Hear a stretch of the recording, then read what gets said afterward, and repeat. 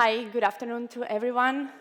So today I want to frame how digital advertising will look like in the IoT age, in the connected devices age, and how this technology can drive not only a new era, but also a disruption in the status quo. So before to start, I'm Maria Ramiro. I'm representing Huawei Ads team in Western Europe. I'm Spanish, so I'm sorry if my accent is not totally perfect. So let's take a look before start on how is the situation of the advertising industry in the era of the big tech aggregators. So not very long time ago, if we simplify a lot the picture, was all about doing or search or display or commerce or applications. One company has dominated the above part and another one the below part. And both companies were leveraging in their respective platforms because they can give extremely good benefits in both sides of the ROI equation. In one side, the return will be better because they can give extremely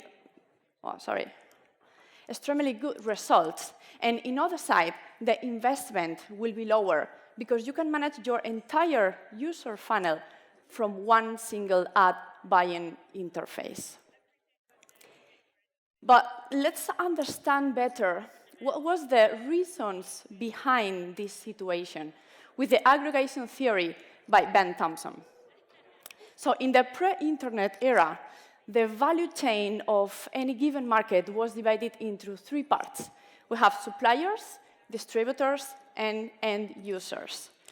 And the only way to have good benefits, it was to either have exclusivity in the supplier part or to integrate two parts, such as you have an advantage in a vertical solution. In the pre-internet era, it was all about controlling distribution. But what has made internet extremely different has to change this dynamic completely.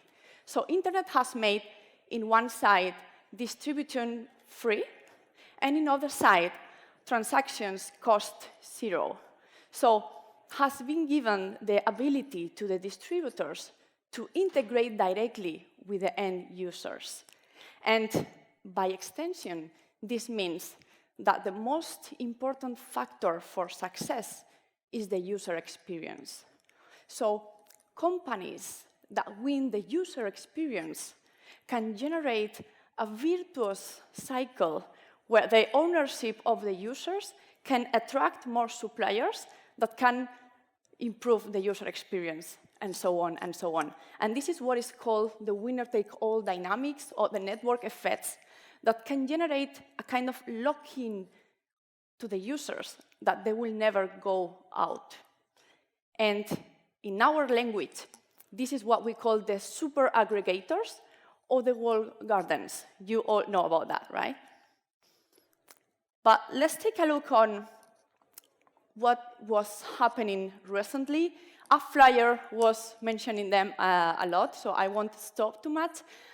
There were some changes that really have made the companies challenge. One was the privacy tracking transparency. You know it very well. Another is the future cookieless environment and the privacy sandbox project. And what happens? The situation of advertising has changed a little bit. We got still the walled gardens and a few more entrants. But what if these regulation changes are not the only game changer in the industry? So what if the internet era, the smartphone era, is close to its end? So in every decade in the information history, we have been present to attend a paradigm shift.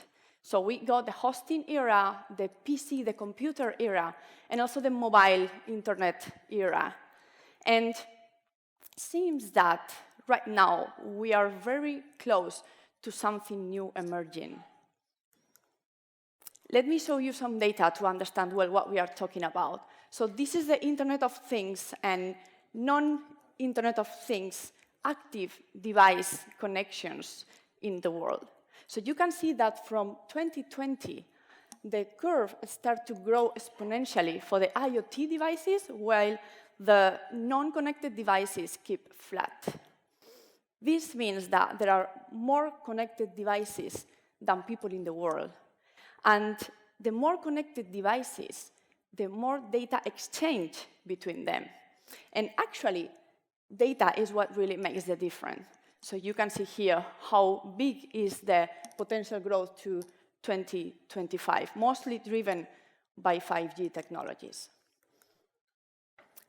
So what was you talking about, right? How are going to be the walled gardens of the future? In reality, only a few companies are fully prepared for this technological upgrade that requires a mix of communication, hardware, software, and digital services. Consumer interest in smart spaces is growing very fast, with the smartphone as a super device in the center of all the connected devices.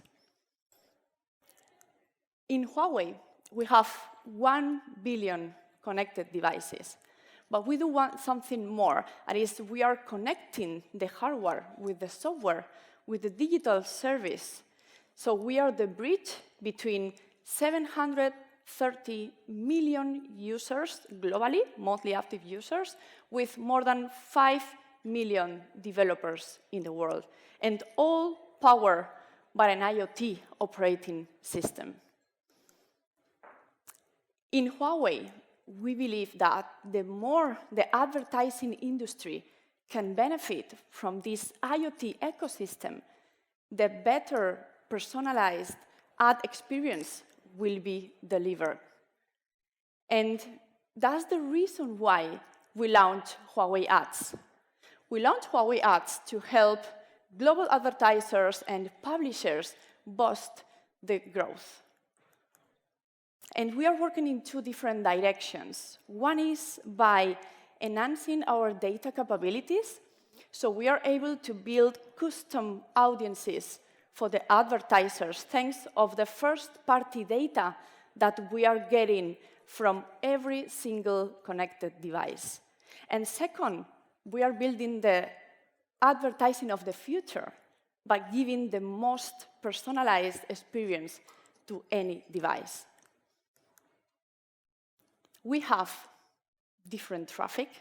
With Huawei Ads, you can reach any Huawei device, but also you can reach other device brands. We have Huawei-owned media, we have third-party applications, and we have also additional networks integrated.